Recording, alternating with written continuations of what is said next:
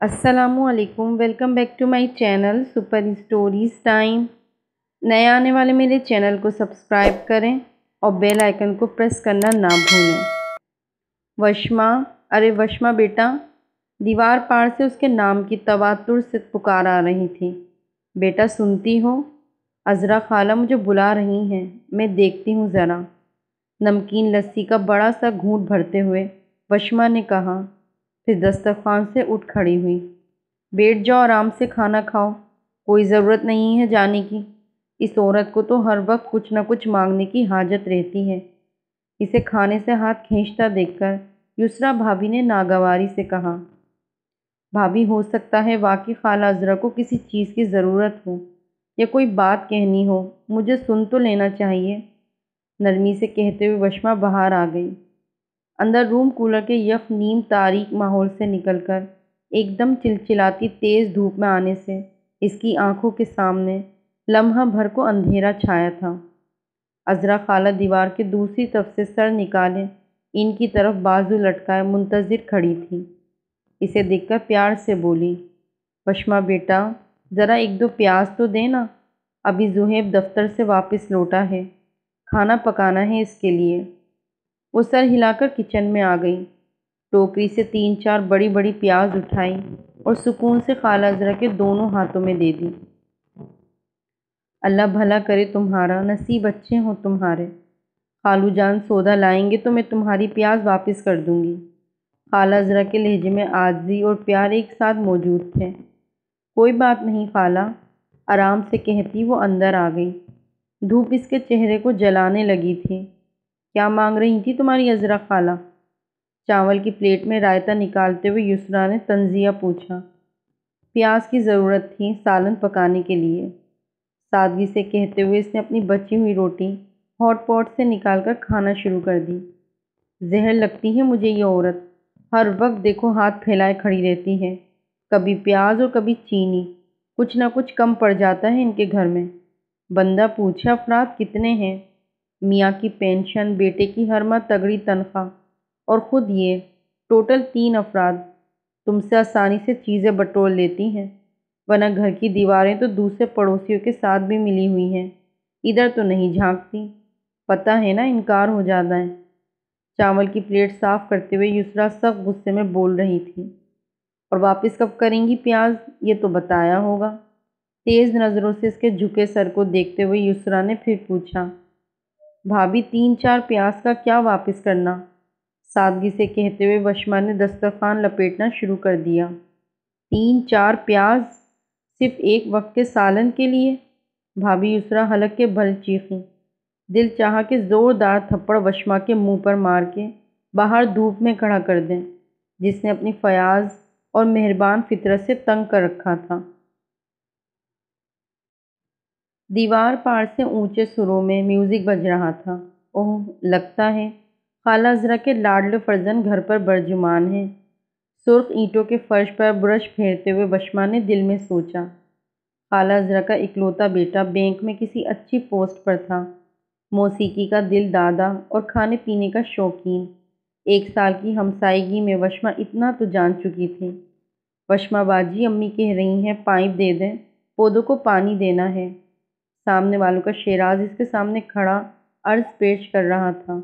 अरे चंदा, मैं ले आती हूँ। प्यार से बोलते हुए वशमा ने ब्रश रखकर स्टोर का रुख करना चाहा, मगर युसरा की कड़कदार आवाज़ ने रुक जाने पर मजबूर कर दिया, जो बाल्टी से धुले कपड़े निकालकर ज़ोर ज़ोर से झटकती तार पर डाल रही थी। कोई पाइप वाइप नहीं है हमारे पास। पिछली बार भी तुम लोग ले गए थे, जगह जगह से कट लग गए हैं पाइप पे। जब दूसरों की चीज़ एहतियात से इस्तेमाल नहीं कर सकते तो मांगने क्यों आते हो? चलो भागो यहाँ से। गुस्से से बोलते हुए शेराज को डपट कर बाहर का रुख दिखाया।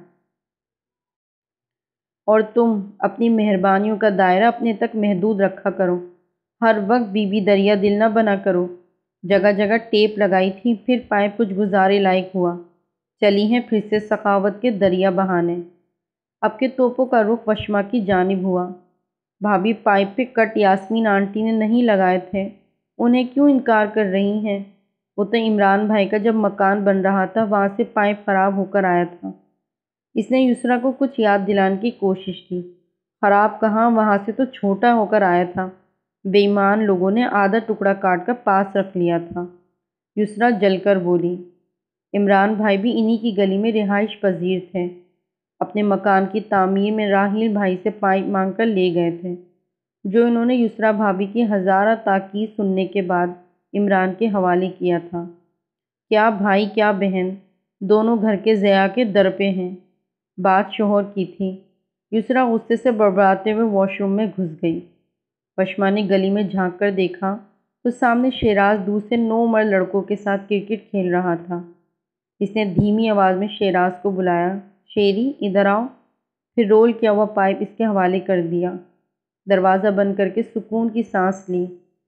کوئی اس کے گھر مانگنے آتا اور پھر خالی ہاتھ واپس جاتا، بھلا ایسی صورت میں وہ سکون بھری سانس لے سکتی تھی کیا؟ وہ رحمت الہی اور نسیم فاطمہ کی اکلوتی لاڈلی بیٹی تھی، جو اپنی سخاوت، ہمدردی اور فیاض فطرت کے باعث محلے بھر میں عزت و احترام سے دیکھے جاتے تھے۔ مرحوم رحمت الہی حد درجہ مہمان نواز اور فراخ دل انسان تھے۔ اپنی زندگی میں کوئی دن ایسا نہ گزرا کہ ان کی بیٹھک میں کسی مہمان کی ضیافت نہ کی گئی ہو۔ دوست، محلے دار، اپنے پرائے سبھی ان کی بیٹھک میں جمع ہوتے، چائے کا دور چلتا اور تازہ ترین صورتحال پر گرم گرم بحث چلتی۔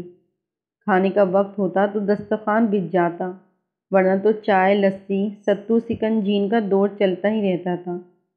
نفاست و سلیقے سے سجی بیٹھک میں چلتا black and white T V بھی ہزارہ دلچسپیاں اپنے اندر سمائے ہوئے تھا۔ اور ادھر نسیم فاطمہ، جو خدا ترسی، دریا دلی اور حسن سلوک میں اپنے شوہر سے بھی 2 ہاتھ آگے تھی۔ روزمرہ کے برتنے کی چیزوں سے لے کر سلائی مشین جیسی چیز بھی کوئی دیتا ہے، لیکن وہ بلا تردد حوالے کر دیتی۔ محلے میں رات کے کسی بھی پہر کسی بچے کے پیٹ میں مروڑ اٹھتا تو مروڑ کی دوا یقینی طور پر نسیم فاطمہ سے مل جاتی تھی۔ ماسی بختاور کی بہو 9ویں مہینے کی حاملہ ہے۔ گھر بھر کے کپڑے ہاتھ سے دھوتے دھوتے اس کی کمر ٹوٹنے لگتی تو نسیم فاطمہ سے مشورہ دیتی کہ واشنگ مشین اٹھا کر لے جانا تو ممکن نہیں تھا، ہاں اپنا گٹھا لے کر یہاں آ جاؤ، اور یوں واشنگ مشین میں آرام سے سارے کپڑے دھل جاتے۔ رات کے آخری پہر رشید درزی کے یہاں بچہ جنم لیتا تو نومولود کو شہد چٹانے کے لیے قدم خود بخود رحمت الہی کے دروازے پہ آ رکتے تھے۔ ہر کسی کے کام آنا ان میاں بیوی کا شیوا تھا۔ بلا تفریق، بلا غرض ضرورتیں پوری کرنا ان کے گھر کی شان تھی۔ بیٹھک کا ایک دروازہ گھر کے صحن میں کھلتا تھا۔ جب بھی کوئی مہمان آتا تو رحمت الہی گھر کی سمت والے دروازے کو کنڈی لگاتے اور ادھر نسیم فاطمہ چولہے پر چائے کا پانی چڑھا دیتی، پھر چائے کے ساتھ دیگر لوازمات ٹرے میں سجا کر وشما کے ہاتھ بیٹھک میں بھجواتی۔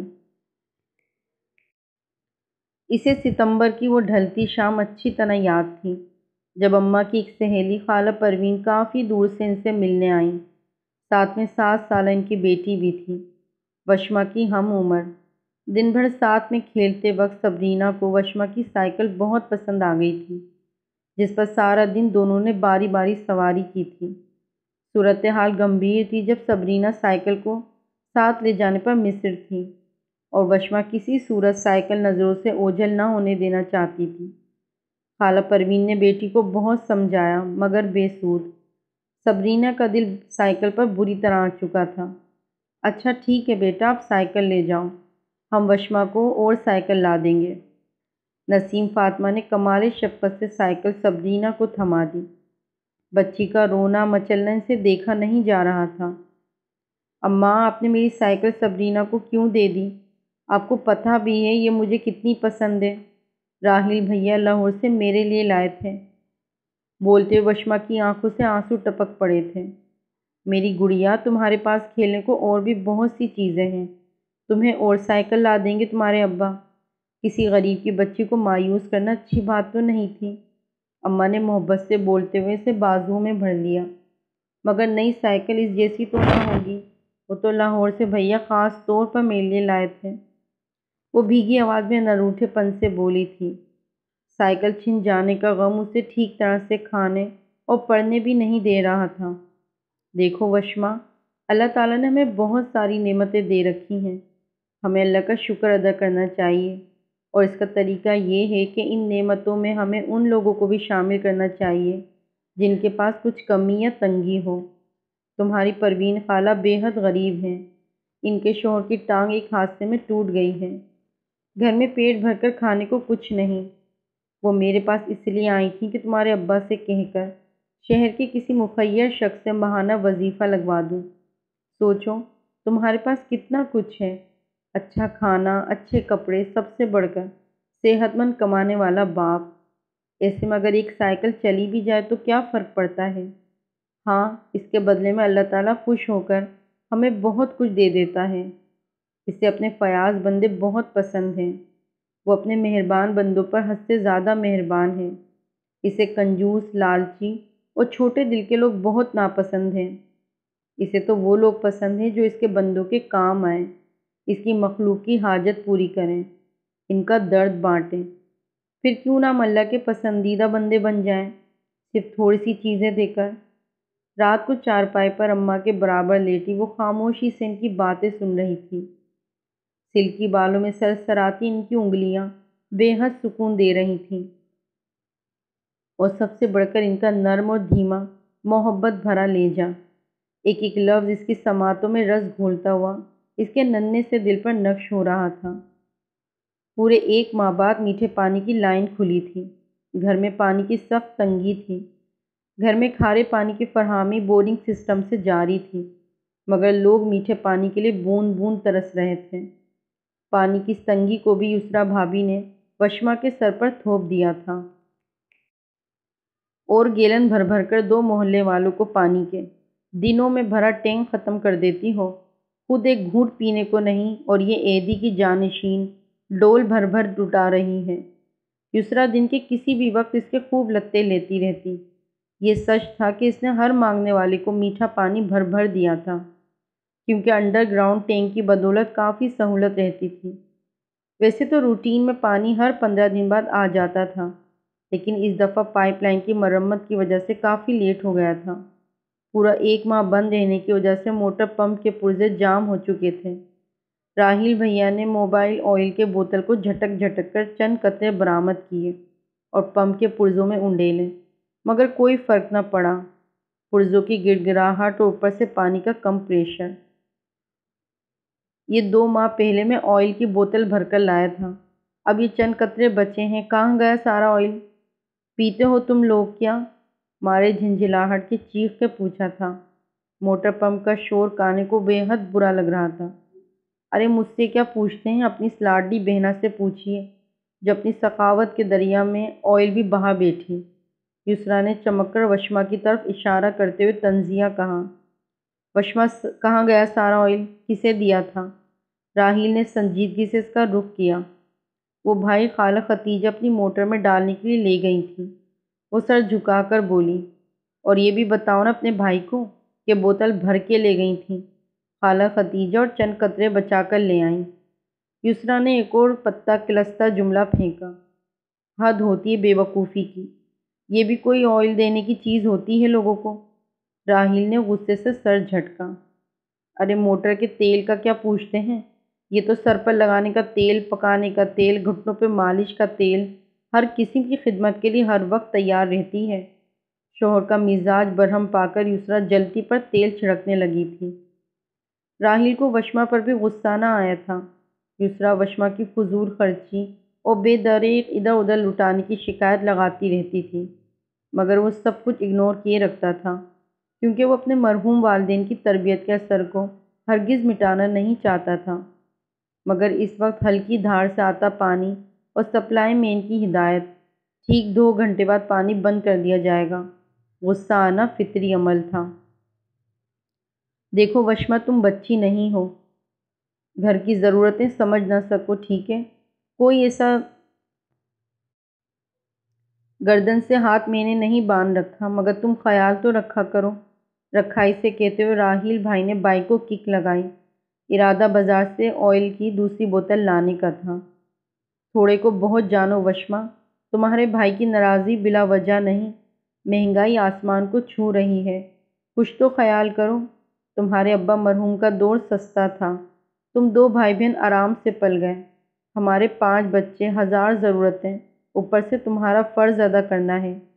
مہربانی کر کے ذرا اپنی ہمدردانہ فطرت کو کنٹرول کرو اور اگلے گھر جا کر شوق سے سخاوت کے جھنڈے گاڑنا۔ میرا گھر تمہاری اسراف پسندی کا محتمل نہیں ہو سکتا۔ یسریٰ نے غصے سے بولتے ہوئے کھٹ سے دونوں ہاتھ اس کے سامنے باندھ دیے، اور کتنی دیر بھائی و بھابھی کے الفاظ کی تکرار ساتھ کھڑی وشما کے کانوں میں ہوتی رہتی تھی۔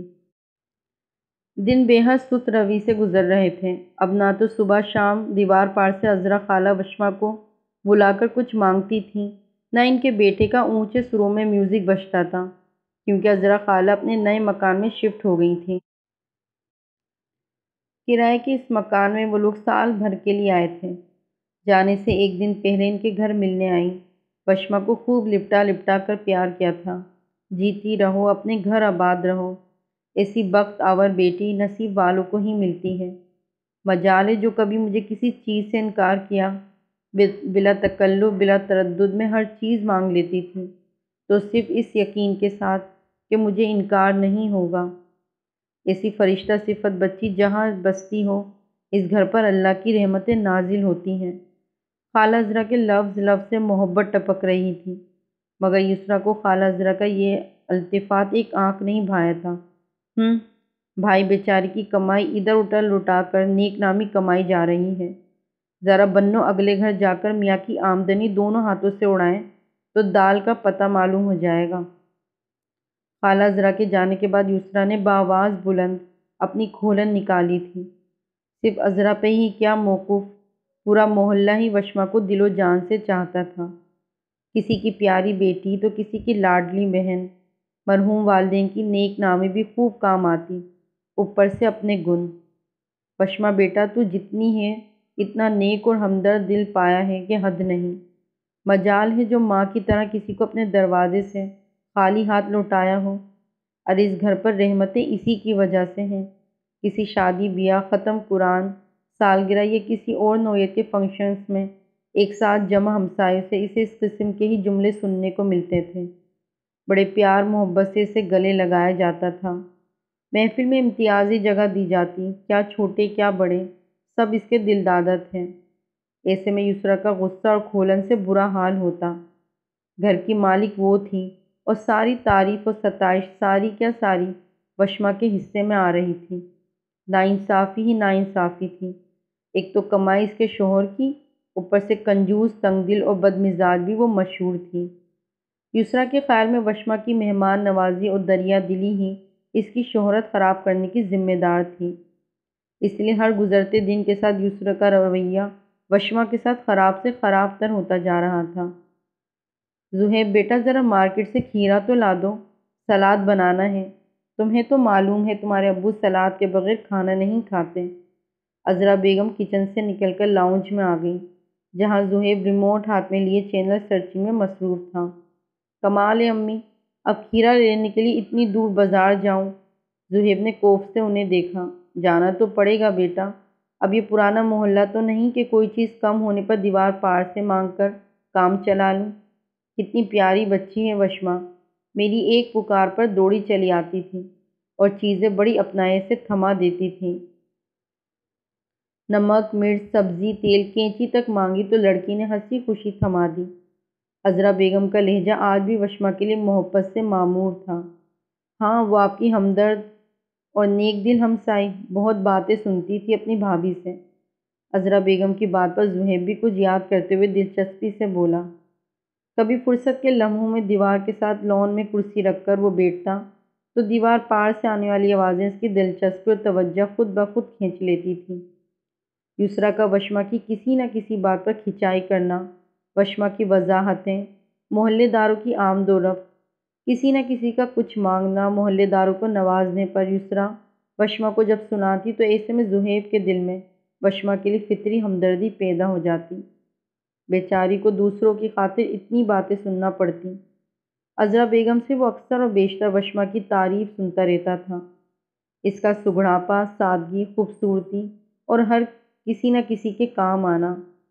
یسریٰ کی تن مزاجی، کنجوسی، بس دیکھا نہیں تھا، ورنہ تو ہمسایوں کے نام سے لے کر عادات تک سے بخوبی واقف ہو چکا تھا۔ چلو اٹھو، کھیرا لے آؤ، اگر کھانے میں دیر ہو گئی تو تمہارے ابو بلا وجہ بگڑ جائیں گے۔ ویسے بھی آج کل وہ سیدھے منہ بات ہی نہیں کر رہے مجھ سے، عذرا بیگم قدرے یسائیت سے بولی۔ کیوں، کیا ہوا، خیریت؟ وہ چونکا۔ بس وہی تمہاری یاسمین پھپھو زہر گھول کر گئی ہیں ان کے کانوں میں کہ میں اپنی بھانجی کو بہو بنانا چاہتی ہوں۔ میرے اکلوتے لاڈلے بیٹے پر پہلا حق پھپھو کا ہے۔ بھائی کو مٹھی میں کر کے بھتیجے کو داماد بنانا چاہتی ہیں یاسمین آپا، مگر میرے جیتے جی ممکن نہیں کہ نینا اس گھر میں میری بہو بن کر آئے۔ جیسی ماں ویسی بیٹی۔ کون سا یاسمین آپا نے مجھے بھائیوں والا مان دیا جو اس کی بیٹی سے عزت، محبت اور خدمت کی امید رکھوں؟ چلی ہیں میرے میاں کو میرے خلاف بھڑکانے، جیسے میں تو ننھی سی کاکی ہوں ان کے کہے میں آ جاؤں گی۔ عذرا بیگم کا لہجہ کڑواہٹ لیے ہوئے تھا۔ او نو امی، نینا نیور، میرے لیے سوچیے گا بھی نہیں۔ زہیب برا سا منہ بنا کر بولا۔ نظروں کے سامنے اپنی پھپھو زاد نینا کا سراپا لہرایا تھا، گھیردار ٹاپ کے ساتھ پنڈلیوں سے اوپر تک ٹائٹس، تیز میک اپ، رنگے ہوئے لہرا دار بال، نکلی رنگین عطسے۔ زہیب کا تو سن کر ہی جی مگدر ہو گیا تھا۔ تو اور کیا، میں کون سا نینا کو بہو بنانا چاہتی ہوں؟ ہر وقت تو پیسٹری بنی رہتی ہے، اور ادھر تمہاری نائلہ آنٹی یمنا کے لیے خود منہ سے کہہ رہی ہیں۔ سچ پوچھو تو میرا دل یمنا کے لیے بھی نہیں مانتا۔ نائلہ نے کبھی سسرال والوں کو منہ ہی نہیں لگایا، جوتے کی نوک پر ساس کو رکھا۔ ان کی بیٹی مجھے کیا خاطر میں لائے گی؟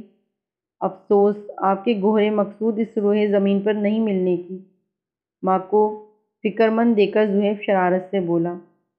خیر ایسا بھی اندھیر نہیں مچا، اپنی بھانجی لے کر میں تمہارے ابو کو ناراض نہیں کر سکتی، اور آپا یاسمین کی بیٹی لے کر اپنی بہن کی ناراضگی مول نہیں لینا چاہتی۔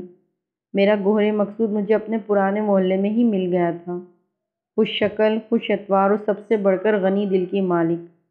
عذرا بیگم کا لہجہ معنی خیز تھا۔ کون، کس کی بات کر رہی ہیں؟ زہیب الجھا۔ ارے میں وشما کی بات کر رہی ہوں، وہی میری بہو بننے کے لائق ہے۔ کیا نہیں ہے؟ الٹا ڈپٹ کر پوچھا۔ ہاں ہاں نہیں، وہ زہیب کے منہ سے بے ربط انداز میں نکلا تھا۔ اللہ نصیب اچھے کرے، اچھا گھر اور بڑ نصیب ہو۔ ارے جس گھر جائے گی کونا کونا اجال دے گی، ایسی بخت آور بچی کسی نیک بخت کو ہی نصیب ہوگی۔ اپنے تمام محلے داروں نے، جاننے والوں سے اس قسم کے دعائے جملے سن کر وہ جوان ہوئی تھی۔ اسے گمان تک نہ تھا کہ اس کی چھوٹی چھوٹی نیکیوں کا صلہ اتنا بہترین اور شاندار ملے گا۔ زہیب ایک بے حد محبت کرنے والا، خیال کرنے والا اور عزت کے ساتھ ساتھ اچھا شوہر بھی ثابت ہوا تھا۔ وشما اس کی محبت کی پھوار میں پور پور بھیگتی زندگی کے رعنائیوں سے لطف اٹھا رہی تھی۔ شادی کے ابتدائی ایام دعوتیں، گھومنے پھرنے میں گزر گئے تھے۔ ہنی مون کے لیے مری اور شمالی علاقہ جات کا رخ کیا۔ واپسی پر ڈھیروں ڈھیر تحائف تھے۔ وشما اس بات پر اللہ کا شکر بجا لائی تھی کہ زہیب فراغ دل اور ہمدرد فطرت کا مالک انسان تھا۔ راستے میں جہاں کہیں کوئی مانگنے والا گداگر فراغ دلی سے کچھ نہ کچھ دے دیتا، صرف اپنے لیے بلکہ اس کے بھائی بھابھی اور بھتیجوں کے لیے بھی کھل کے شاپنگ کی تھی۔ زندگی ایک شفاف، چمکیلی اور سبک روی کی مانند گزر رہی تھی۔ عذرا بیگم نے کچن کی ذمہ داریاں کلی طور پہ وشما کے حوالے کر دی تھیں۔ ایک آسائشوں سے بھرپور پرسکون ہونے کا احساس کتنا جاں فضا ہے یہ کوئی وشما سے پوچھتا۔ گھر میں ہر چیز وافر مقدار میں موجود تھی، مگر کسی کی آمد بالکل نہ تھی۔ کبھی کبھی عذرا بیگم کے عزیز رشتہ دار آ نکلتے تھے۔ وشما ان کی مہمان نوازی میں کوئی کسر نہ اٹھا رکھتی تھی۔ گھر نیو ہاؤسنگ اسکیم کے تحت شہر سے باہر تھا، اس لیے دور دور تک آباد گھر کا نام و نشان نہ تھا، بس زیر تعمیر مکان ہی نظر آتے تھے۔ اس لیے ہمسایوں کا وجود نادار تھا۔ وہ تو ایک بھرے پورے محلے سے آئی تھی، اتنی خاموشی، ویرانی، سکون سے اس کا دل گھبرا جاتا تھا۔ زہیب آفس چلا جاتا، اس کے سسر مطالعے کے شوقین تھے، اسٹڈی میں صبح سے شام تک بند رہتے۔ ایسے میں وہ اور عذرا بیگم رہ جاتی تھیں، جن کے لہجے کی مٹھاس اور نرمی دن بدن اس کے لیے کم ہوتی جا رہی تھی۔ وشما سمجھدار تھی، لہجوں کے لباس بدلنے سے اپنے طور طریقہ جائزہ لیتے ہوئے خوش اسلوبی سے فرائض کی انجام دے رہی تھی، مگر بہو تھی، کہیں نہ کہیں غلطی کر بیٹھتی تھی۔ پچھلے اتوار عذرا بیگم کے بھتیجے کی بیوی اپنے بچوں کے ساتھ وشما سے ملنے آ گئی، کیونکہ ان کی شادی پر کسی وجہ سے وہ نہ آ سکی تھی۔ وشما نے دل لگا کر ان کی خاطرداری کی۔ چلتے وقت ان کی بیٹی نویرا کو وشما کا ایک جویلری سیٹ بہت پسند آ گیا تھا، جو وشما نے کمال فراخ دلی اور محبت سے اسے گفٹ کر دیا۔ او مامی جی، آپ تو بہت سویٹ ہیں، نویرا نے بے ساختہ وشما کا بوسہ لیا تھا۔ مہمان تو رخصت ہو گئے، مگر وشما عذرا بیگم کے تیز و تند جملوں کی زد میں آ گئی تھی۔ بہو رانی، ذرا اپنے ہاتھ کو قابو میں رکھو۔ اس لڑکی نے کہنے پر مانگے تم نے دے دیے، کیا مٹی کے بھاؤ ملے تھے؟ لہجہ کر تو پیشانی سلوٹوں سے بھری تھی۔ جی خالہ جان، نویرا نے اتنے پیار سے مانگا تو میں نے انکار کرنا مناسب نہ سمجھا، ویسے بھی جیولری آرٹیفیشل تھی۔ وشما نے جیسے انہیں وضاحت پیش کی تھی۔ تو تمہارا کیا مطلب ہے آرٹیفیشل تھی تو کسی اور کو دے دیں؟ ارے سونے کی ہوتی تو کیا اسے بھی دوسروں کو نواز دیتی؟ عذرا بیگم کی آنکھیں باہر کو ابلیں۔ سوری خالہ جان، آئندہ احتیاط کروں گی۔ مجھے دل کے ساتھ بس یہی الفاظ کیے جا سکتے تھے۔ اس نے نویرا کو جیولری سیٹ اس لیے بھی دیا تھا کہ کہیں انکار پر عذرا بیگم ناراض نہ ہو جائیں کہ ان کی پوتی کو انکار کر دیا۔ ایک عجیب طرح کی گھٹن نے اس کے دل کو جکڑ لیا تھا۔ عذرا بیگم دن کے کھانے کے بعد کیلولا کرنے کی عادی تھیں۔ وشما کچن میں برتن سمیٹ رہی تھی جب پشت پر آواز سنی، کچھ کھانے کو مل سکتا ہے باجی جی؟ سامنے ایک مخلوق الحال عورت کھڑی تھی۔ تن پر مفلسی کے پیون جا بجا دکھائی دے رہے تھے، ساتھ میں 2 بچے بھی تھے، کمزور۔ ہاں ہاں کیوں نہیں، بیٹھو، کافی سارا کھانا بچا ہوا تھا۔ اس نے فرش پر دسترخوان لگا دیا۔ عورت کا شوہر سامنے والے مکان کی کنسٹرکشن میں بطور مزدور کام کر رہا تھا۔ وہ مہینہ پورا ہونے کی وجہ سے شوہر سے تنخواہ لینے آئی تھی، کیونکہ گھر میں 7 بچوں کی ضروریات منہ کھولے کھڑی تھی۔ باتوں باتوں میں غریب عورت نے اپنی حسرت بھری زندگی کی تصویر پوری تفصیل کے ساتھ وشما کے سامنے رکھ دی۔ وشما کا نرم دل بری طرح تڑپا تھا۔ ایسی مجبوری، ایسی لاچاری، فوراً اپنے 3-4 سوٹ لے آئی جو بکثرت پہنے جا چکے تھے۔ غریب عورت کو دیے جاتے وقت کچھ پیسے بھی مٹھی میں تھما دیے تھے۔ عذرا بیگم ہاتھ ملتے ہوئے باہر آئیں تو ٹھٹک گئیں۔ نظریں عورت کی بغل میں دبی گٹھری پر تھیں۔ عورت تو دعائیں دیتی رخصت ہو گئی، مگر وشما کے لیے خدا ترسی مہنگی پڑ گئی۔ وشما، عورت کو کیا کچھ باندھ کر دیا ہے؟ شور بار لہجہ سے پوچھا۔ کچھ نہیں خالہ جان، بس کچھ پرانے کپڑے دیے ہیں۔ غریب عورت تھی، 7 بچوں میں سے 2 کو ٹی بی تھی، ایک شوہر کمانے والا۔ تو کیا تمہارا ایک شوہر کے علاوہ کوئی اور ہے اس گھر میں کمانے والا؟ بے حد طنزی انداز میں اس کی بات کاٹی تھی۔ دیکھو وشما، میں تمہیں 1 سال سے جانتی ہوں، تم ایک فضول خرچ، غیر ذمہ دار اور اپنی منمانی کرنے والی لڑکی ہو۔ ہر وقت دوسروں کا منہ بھرنے کی فکر میں رہتی ہو۔ گھر میں کیا نقصان ہو رہا ہے اس کی تمہیں کوئی پرواہ نہیں۔ تمہاری بھابھی ہر وقت گھر کے نقصان کے لیے تمہیں ٹوکتی رہتی تھی، مگر مجھ میں اتنا دم نہیں کہ اس بڑھاپے میں تمہاری ایک ایک حرکت پر نظر رکھوں۔ گھر کا چولہا چکی تمہارے حوالے کرنے کا مطلب یہ نہیں کہ تم دونوں ہاتھوں سے راشن لٹاؤ، کپڑے لتے بانٹو۔ عذرا بیگم کے سخت الفاظ کسی پتھر کی طرح اس کے دماغ پر برس رہے تھے۔ یہ ہمدردی، نیک دلی اور فیاضی کے نام پر اسراف پسندی اور لاپرواہ رویہ پچھلے گھر میں تو چل سکتا تھا، مگر یہ میرا گھر ہے، یہاں میرے طے کیے ہوئے اصولوں کی پیروی کرنی ہوگی۔ عذرا بیگم الفاظ کی سنگ باری مکمل کر کے واپس کمرے میں چلی گئی تھیں۔ کوریڈور میں آبدیدہ وشما کے ذہن میں بس انہی الفاظ کی تکرار ہو رہی تھی، اگلے گھر، پچھلے گھر۔